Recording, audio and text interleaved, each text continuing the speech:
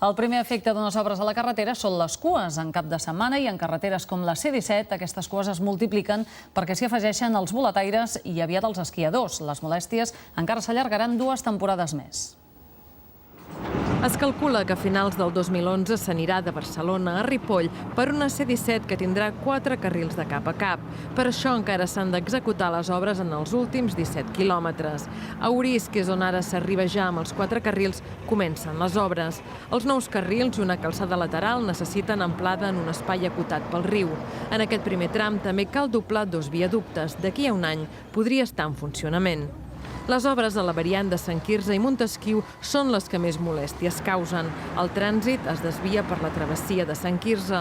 Després de molts anys de reivindicacions, la gent ja s'havia oblidat de les llargues esperes que provoca el semàfor d'aquesta travessia. Ara els toca tornar-les a patir. Els 2 túnels de la variant s'han de doblar i també un viaducte.